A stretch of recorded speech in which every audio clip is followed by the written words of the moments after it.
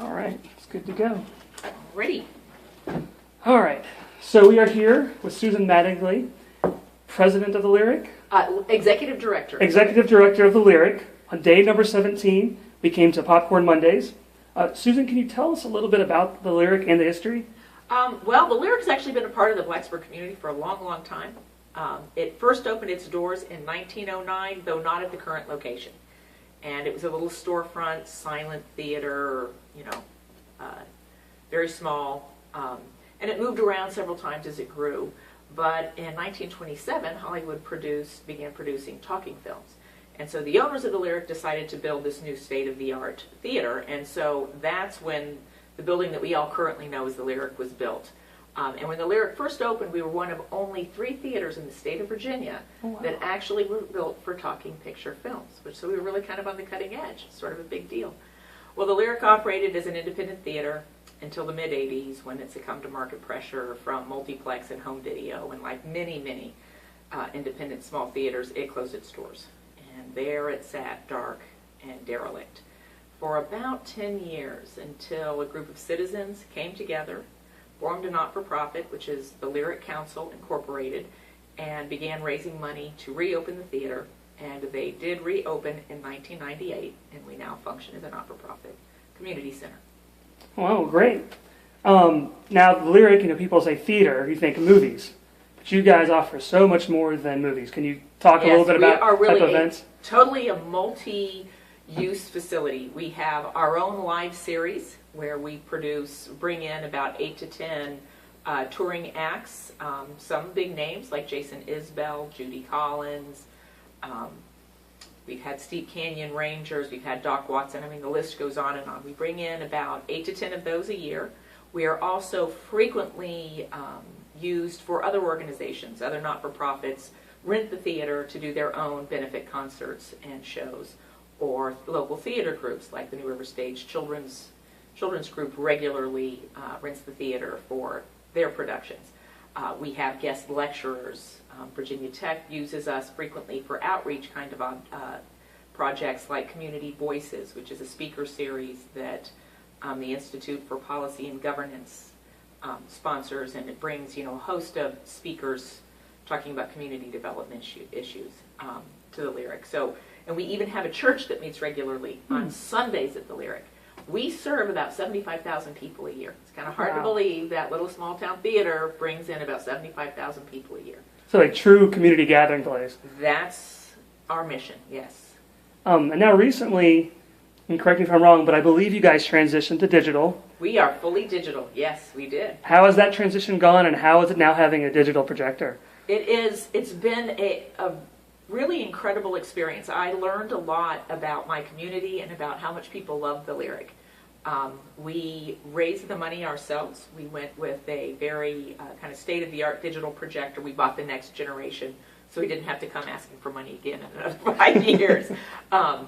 We started in the traditional way that we've always raised money. We went to our regular stakeholders and started talking to companies and businesses. And we had gotten about $50,000, but we found that we were still only not even halfway there. So we tried a Kickstarter campaign, and we had over 700 people make modest contributions, some substantial, but a lot of modest contributions, and that got us to be able to pay for the digital projector. And we installed that this summer, and it has been...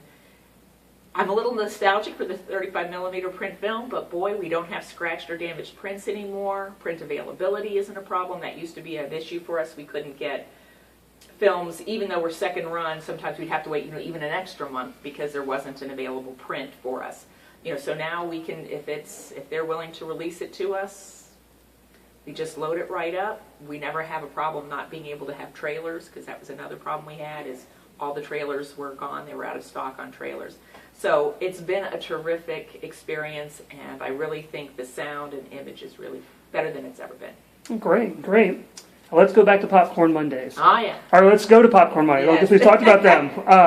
Why did you start doing Popcorn Mondays? Why do you do Popcorn Mondays? Well, Free Popcorn Mondays started before my tenure here, and I've been here 13 years. The first year or two, the Lyric was opened. Monday was a dead night. It was the slowest night. People just did not come out on Mondays.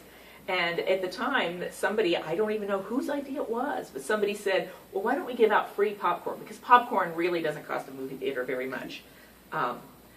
So that's how it started. And now Monday night is our single biggest night of the week. It's really an institution. And yes, it does cost us some money on, popcorn sales, but it brings a lot of people to the theater. It really is a nice gift back to the community because they support us and they keep our doors open.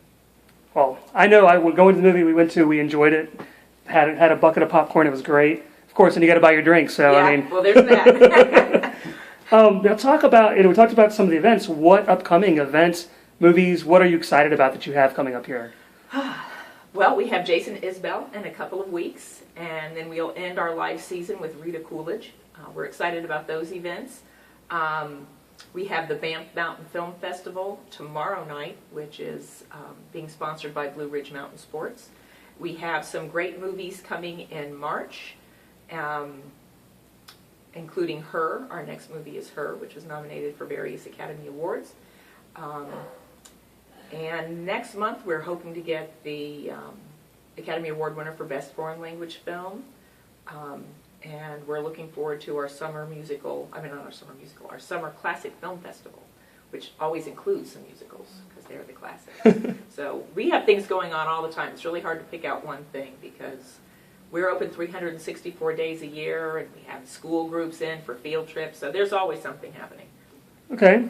Well, the last question we ask everyone, and I don't know if there's going to be many people at home that haven't been, but let's say they're new to the town, new to the area, and they've never been to the Lyric. Why would you tell them they should come to Lyric and either check out a movie or one of the great events you're having? Why should they come? Because the Lyric is the heart of Blacksburg, and if you want to know Blacksburg and you want to know what makes this a special place, there's really no better place to see that in action than at the Lyric. Oh, great. Thank you so much for the time. We really appreciate it. Thank you.